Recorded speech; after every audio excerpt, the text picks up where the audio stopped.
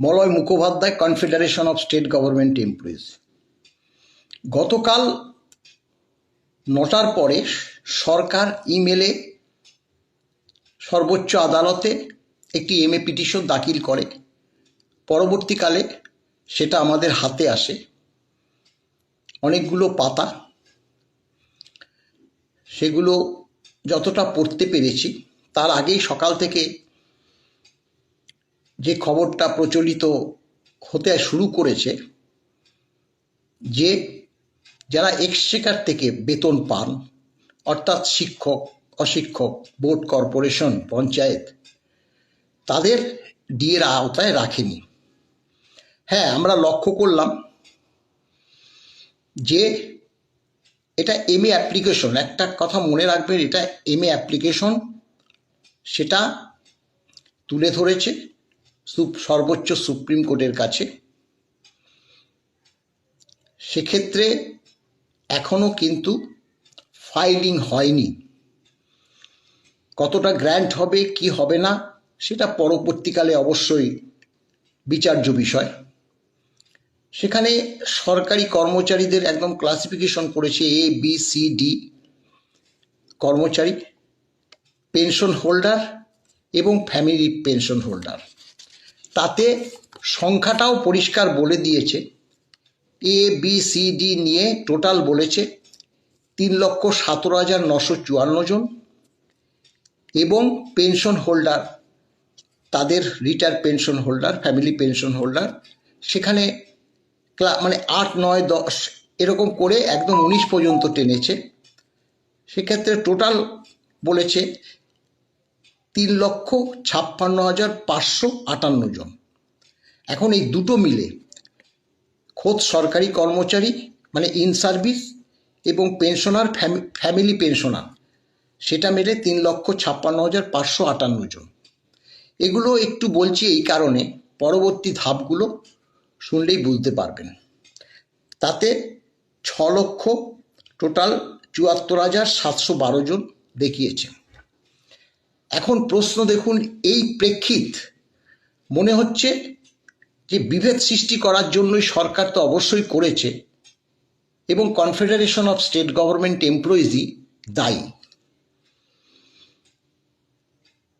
দেখুন, আমরা তো বারবার বলেছি একটা কথা, যে খোদ রাজ্য সরকারি কর্মচারীদের মামলা, আমাদেরকে মামলায় আসতে হয় ট্রাইব্যুনাল থেকে, অর্থাৎ স্টেট অ্যাডমিনিস্ট্রেটিভ ট্রাইব্যুনাল থেকে। সেই প্রেক্ষিত আপনারা জানেন, বহুবার বলেছি, এবং আমাদের মামলাটা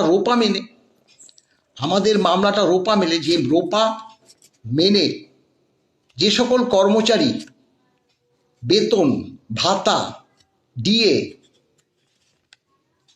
এগুলো পায়, পেনশন পায়, তারাই এর আওতায় আসবে। এটা বারবারই বলেছি। এই মামলা যখন আপনার চলে গেল সুপ্রিম কোর্টে, চলে গেল, তখন দীনেশ মাহেশ্বরীর বেঞ্চ প্রথম দিন 28শে নভেম্বর 2022 মামলাটা উঠল। তখন রাজ্য সরকার কি বলল, যারা মানে হাইকোর্টে একটা কন্টেম্প পিটিশন আছে, সেই কারণে যাতে কোনো পদক্ষেপ না নেয়, সুপ্রিম কোর্টকে তার ব্যবস্থা নিতে বলল।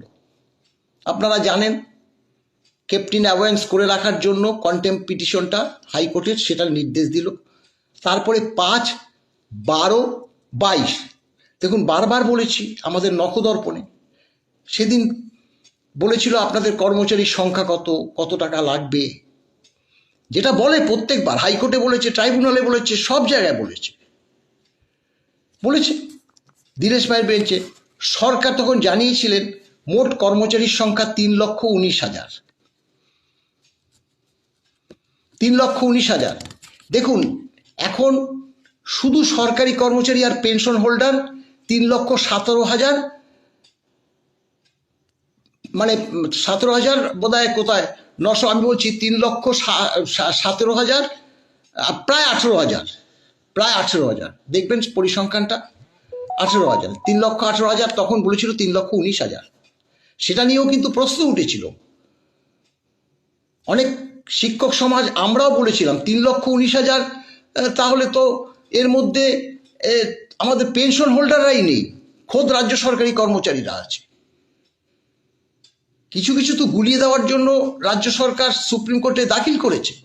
কিন্তু আমরা দেখলাম যখন টোটাল কত টাকা খরচ হবে, সেক্ষেত্রে তখন কিন্তু বলল সরকারি কর্মচারী এবং সরকারি পেনশন হোল্ডার এবং গ্র্যান্ট ইন কর্মচারীদের, এই কথাটা পরিষ্কার বলা আছে হলফনামায়, গ্র্যান্ট ইন কর্মচারীদের মানে গ্র্যান্ট ইন এইড থেকে যে সকল কর্মচারীরা বেতন পেনশন ভাতা পেয়ে থাকে, আপনারা জানেন শিক্ষক অশিক্ষক বোর্ড কর্পোরেশন, তাদের তো বেতন হয় গ্র্যান্ট ইন এইডের, এবং তাদের এই বকেয়া ডিএটা সব দিতে সব থেকে বেশি খরচ হবে। তাদের এই যে বকেয়া ডিএটা দিতে সব থেকে বেশি খরচ হবে। কত খরচ হবে সেটাও বলেছিল, 18,369,32 কোটি টাকা তাদেরই সব থেকে বেশি খরচ হবে। আর আমাদের থেকেও তাদের বেশি খরচ হবে, এবং সব মিলে বলেছিল 42,000 কোটি টাকা। আপনারা জানেন একদম রাউন্ড ফিগার 42,000 কোটি টাকা, 21,770 কোটি টাকা। আমরা এও বলেছি যে 25% দিতে বলেছে, মানে 10,400 কোটি টাকা। তাহলে তার মধ্যে কি ছিল? গ্র্যান্ট ইন এইডের টাকাও ছিল, অর্থাৎ শিক্ষক অশিক্ষক বোর্ড কর্পোরেশনের টাকাও ছিল। তাহলে আমরা তো ভেবেছিলাম যে সরকারি কর্মচারীদের সঙ্গে শিক্ষক সমাজ বোর্ড কর্পোরেশন পঞ্চায়েত তাদেরও ডিএটা দেবে। তাদের আচরণে এটা বলে দেয় না, আচরণে বলে দেয় না। এছাড়াও আপনারা দেখবেন 10 নম্বর এর 10 নম্বর পেজে কি বলা আছে? DA is so West Bengal is extended not only two state government employees. শুধু স্টেট গভর্নমেন্ট এমপ্লয়িজের দিয়ে দেওয়া হয় না, but also two teaching non teaching staff, government aided institution, local bodies, statutory bodies etcetera. ওই যেটা বললাম এক্সচেকার থেকে পরিষ্কার বলা আছে 10 নম্বর পেজে। তাহলে কতগুলো পর্যায়ে আছে বলুন? তাহলে আমাদের দোষটা কোথায়? কেন আমাদেরকে যাতা বলতেন? বেশ কয়েকজন সরকারি কর্মচারী কিন্তু মানে শিক্ষক সমাজ থেকে বলছে।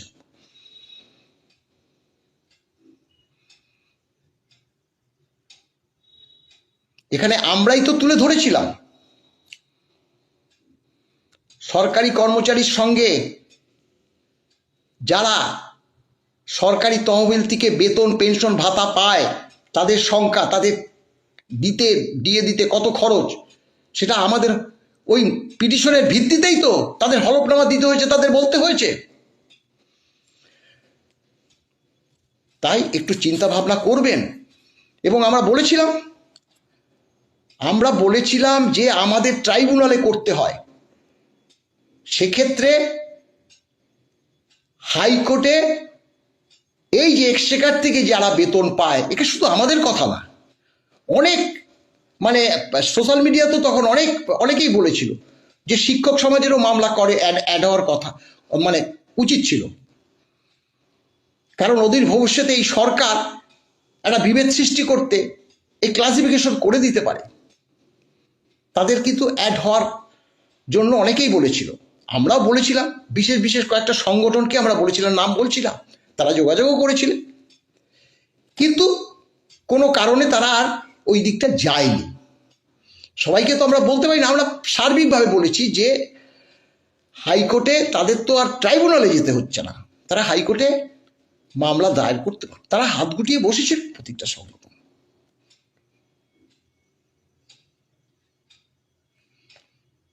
কিন্তু যাই হোক, এটা এখনো কিন্তু ফাইলিং হয়নি। আর যে বার্তাগুলো দিয়েছিলাম, এবং আমাদের আইনজীবীরাও বলেছে, ডিএ রোপা মেনে যারা পায় তাদের রোপা মেনেই তো মামলাটা, আমরা এখনো বলছি রোপা মেনেই মামলা। তাহলে যারা রোপা মেনে বেতন পেনশন ভাতা পাচ্ছে তারা কেন পাবে না? এই প্রশ্ন তো আমরা বারবার করছি, বারবার করছি। আমাদের আইনজীবীরাও বলেছে, অনেক আইনজীবী বলেছে সরকার না না দেওয়ার সম্ভাবনাই বেশি। সরকার হয়তো ক্লাসিফিকেশন করবে, আবার হয়তো তাদের মামলায় যেতে হবে। এই যাই হোক, পরবর্তীকালে দেখুন এম এ করেছে, এটাও কিরকম খেলেছে সরকার। এম এ করেছে সরকার, কিন্তু এই যে 31/3/2026 পর্যন্ত যে 25% প্লাস প্রথম ইনস্টলমেন্ট, সেখানে 15 হোক, আমি বারবার বলছি 25-এর সঙ্গে 15 হলে 40, 20 হলে 45, 25 হলে 50, এই ডিএটা তাদের দেওয়ার কথা ছিল 31শে মার্চের মধ্যে। তারপরের গুলো দিতে হবে একদম 15ই মে 2026-এর মধ্যে। আর 15ই এপ্রিল 2026 কমপ্লায়েন্স রিপোর্ট সর্বোচ্চ আদালতে দাখিল করতে হবে, তারা কি কি দিল কি কি দিল না। অতএব তারা এম এ করেছে বলে ছাড় পেয়ে যাবে তা তো না। আমরা তো কন্টেম, আমাদের কেস ফাইল হয়ে গেছে, আমাদের কেস ফাইল হয়ে গেছে। সুপ্রিম কোর্ট গত বুধবার থেকে, হোলির দিন থেকে আজ পর্যন্ত, আজকে কোর্ট না বসলেও কিন্তু অফিস খোলা থাকে, মানে শনিবার পর্যন্ত সম্পূর্ণ বন্ধ। আগামীকাল থেকে, আগামী সোমবার থেকে আবার চালু হবে, মামলা উঠবে। আমাদের দুর্ভাগ্য, ভেবেছিলাম দিয়ে দেবে।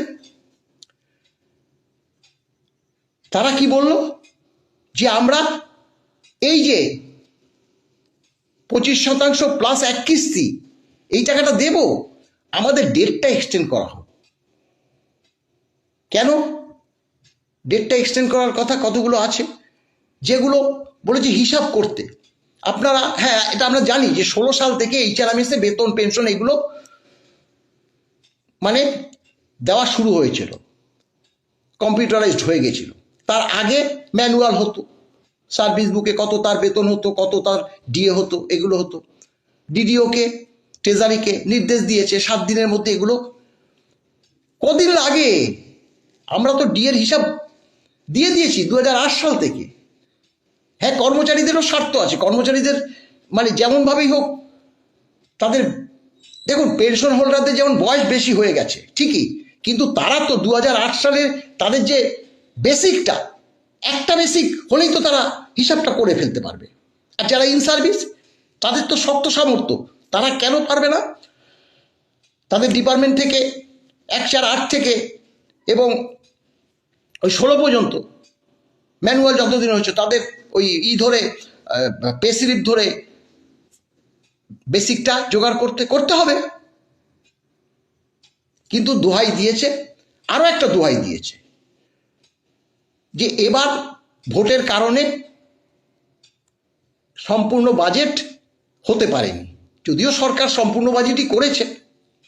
অর্থাৎ জুন জুলাইতে পূর্ণাঙ্গ বাজেট হবে, তাতে টাকার সংস্থান রাখা হবে এবং 31শে ডিসেম্বর 2026 পর্যন্ত সময় প্রার্থনা করেছে। সময় প্রার্থনা করেছে, সেই সময় প্রার্থনা করলেই তো আর হবে না। কারণ আমরা জানি এবার সুপ্রিম কোর্ট কিন্তু অ্যাগ্রেসিভ মনোভাব দেখাবে। তাদের এই যে অনেকেই কন্টেম বলে ওই যে 25% দিয়েছিল, 25% দেওয়ার কথা বলেছিল, দেয়নি, সেই নিয়ে আমাদেরকেও অনেকেই বলেছে আপনারা তো সরকার কন্টেম করলো, 25% দিল না, আপনারা তো কোনো সওয়াল জবাব সেইভাবে করেননি, যার জন্য তাদের কোনো শাস্তি হলো না। আমরা বলেছি, যেটা আলোচনা হয়েছে, সরকার এখানে বলেছে যে 25% দিতে গেলে আমরা যদি দিই, আমরা যদি জিতে যাই তাহলে সেই টাকা রিকভার করতে পারবো না, আমরা এই টাকাটা সুপ্রিম কোর্টে জমা রাখছি। তাহলে যার ক্ষমতা আছে সুপ্রিম কোর্টে জমা রাখার 25%, তা সে এখন বলছে আমাকে সময় দিতে হবে সেই 31শে ডিসেম্বর 2026 পর্যন্ত। এটা কি মানতে হবে? এটা মানবে সর্বোচ্চ আদালত?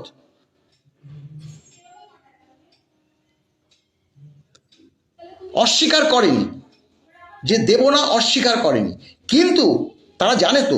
এখন ঘটনাটা হলো যে তারা জানে, এবং আরো একটা কথা বলেছে, ABCD এই যে ইন সার্ভিস, যে তাদেরকে প্রভিডেন্ট ফান্ডে দিতে চাইছে, প্রভিডেন্ট ফান্ডে দিতে চাইছে। সেটা তো আমরা বারবার বলেছি, ডিএটা প্রভিডেন্টের ফান্ডে দিক বা ক্যাশে দিক, যেভাবেই দিক, আমাদের বকেয়া ডিএটা রাজ্য সরকার মিটিয়ে দিক।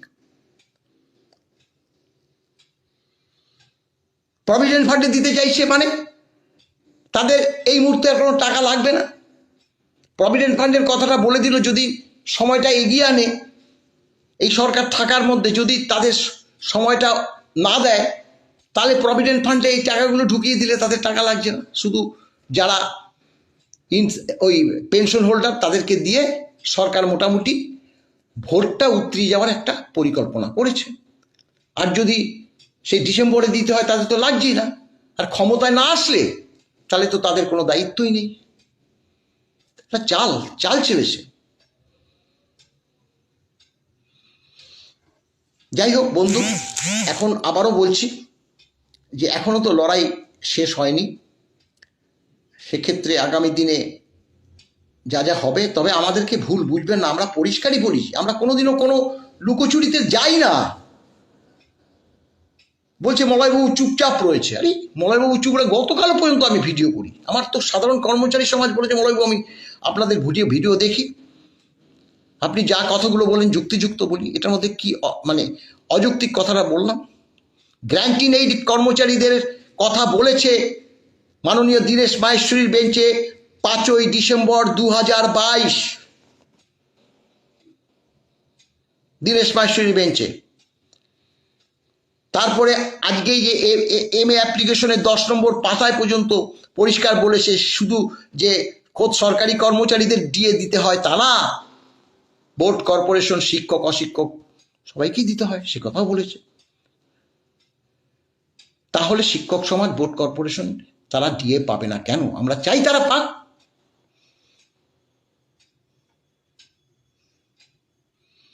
যাক, ভুল বুঝবেন না, এত দূর পর্যন্ত মামলাটাকে নিয়ে এসছি। আমাদের মধ্যে আমরা একটা নির্দিষ্ট লক্ষ্য রেখে এগিয়ে গেছি। আমরা কোনোভাবে কৌশলগতভাবে এগোইনি। এটা করলে আমাদের সাংগঠনিক লাভ, ওটা করলে আমাদের সাংগঠনিক লাভ, তা আমরা করিনি।